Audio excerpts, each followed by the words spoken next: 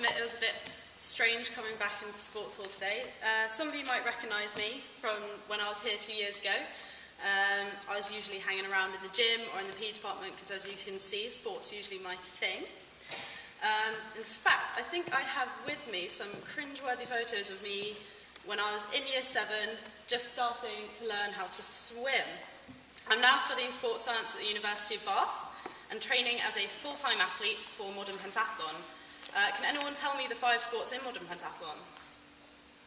Or 2 of them? Any? Shout them out. Yeah, swimming's one. What was that, running? Someone say running? So the other 3 are fencing, horse riding and shooting. Now it's a bit of a strange sport to get into. And I got into it actually by the woman who this sports hall is named after, a woman named Mrs. Harding, who was a teacher here. She was the one who said I should take up running, try the Modern Pentathlon, and that's when I tried some taster sessions in shooting and got talent scouted, and it all went from there. Now, I moved to the University of Bath in 2015, and that's when I started training straight away with Olympic athletes and world champions and people, who've been doing the sport for about 10 years. At this point, I'd only been doing the sport for about 2 or 3. And I've been training as an individual on my own without a pentathlon club, because I don't know about you, but I haven't heard of any Buckinghamshire pentathlon clubs around here. So I was training on my own without a pentathlon coach. And so I went to the University of Bath as the newbie. And because it was Olympic year, all the focus was on the Olympic athletes. I often got ignored, but I just stuck away. I carried on training. And as a result, I suffered what's called a stress fracture in my left femur, which in other words is about an inch crack, if you can see, in my left leg. So for 4 weeks after doing too much running, my leg decided it was enough and I broke, essentially. So this was absolutely heartbreaking for me because sport is the love of my life and it went wrong and I was absolutely devastated.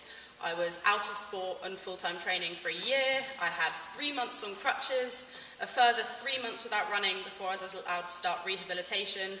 I was making absolutely no progress whatsoever towards my Olympic dream, and I thought, what was the point? At the same time, I was removed from my funding, so my sponsorship got taken away. My coach told me that I had to rethink my future in the sport, and that he didn't have any faith in me or my abilities. So I battled with the inner demons, and there were so many times that I was thinking, just give up. The first thing that kept me through is a woman you might know as Mrs. Williams or Mrs. Collin, depending how long you've been here. My mother, I've inherited her really strong will and perseverance, so she got me through it for one. So I tried to remain motivated to stick in the national training programme. And some of you are probably thinking, why on earth am I telling you this? I don't like sport, I'm not going to get injured, why do I care? And as you've probably guessed, I'm a huge advocate for sport. I've learnt so many things from it: organisation, discipline, hard work, etc., etc. But I'm not here to talk to you about sport. I'm here to talk to you about resilience and what happens when things go wrong. Because after all, that is what happens when life goes wrong. And this can be in anything. You might not get the grade on a test that you wanted, or you might not get Star Baker on Great British Bake Off. And I don't know about you, but I'm gutted that, I don't want to give any spoilers, the person that left this week, so I won't say any names in case you haven't watched it yet. So, but the point being, there will come in a time in your life when you feel really disappointed or let down. First thing I want to say about this is probably the most important, and that is you're allowed to be upset. Everyone will tell you, oh, don't worry, things will get better, I think you'll get over it, But the one thing you love to do, so for me it was my sport, your passion, the thing you spend your life doing has betrayed you, it's gone wrong, and now you're not really sure what to do.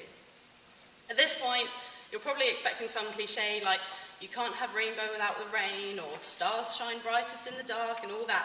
I've heard all of them before, and while those things are sort of true, it's the last thing you want to hear. And I won't lie to you, the bad times are going to feel pretty darn crap, and it might feel like the end of the world, but to me that's a good sign if you're feeling so bad about it, because it shows how much you care about what you're doing that you get so emotional, which is a huge credit to you. So go ahead and have a good old sob. Personally with it, I would take a pint of Ben & Jerry's fish food with me and eat it there. And I don't know about you, but I often feel better after a good cry. My next piece of advice links to this, in that you need to trust your instincts.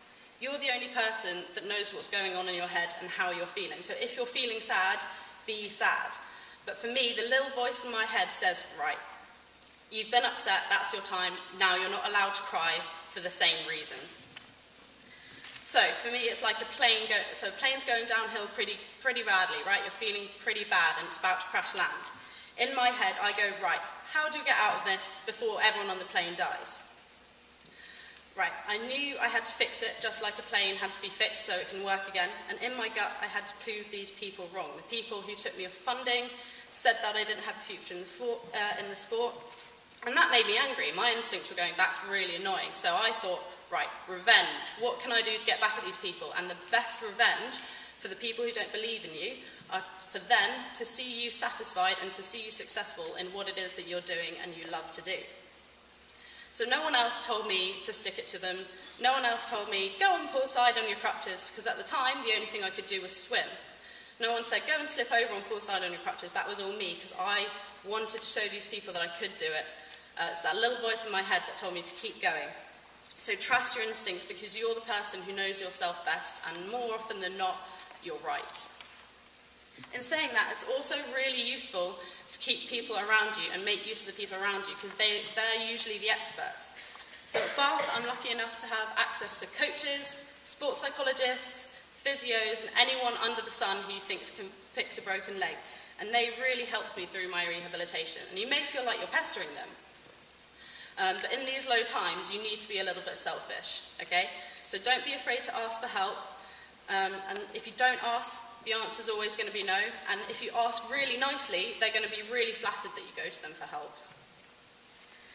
So this is also where your friends and family come in really useful.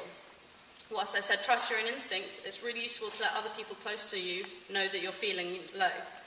You choose your friends for a reason, because they're the ones that make you laugh and will know how to cheer you up. Don't suffer through the bad times on your own. Problem shared is a problem halved after all. So this is my example. This was Christmas Day in 2015. I did a 5k walk in mud and wellies on my crutches. So also, laughter is the best medicine. Take a bit of time to laugh at yourself as well, especially when it's Halloween, midnight, and you're hobbling through the city of Bath dressed as a penguin. So this was Halloween for me, and I won the costume contest for the best costume because I tied black card around my crutches to look like a penguin with flippers. Right, and it's also laughing and making a joke out of it will make you realise that there is a positive in every situation. It may seem bad now, but you really do love whatever it is you're doing. And if you get that feeling of positivity and you're laughing at it, it will really make you hold on to what you love to do and keep you motivated. And my final piece of advice is to stay motivated, is to try something new.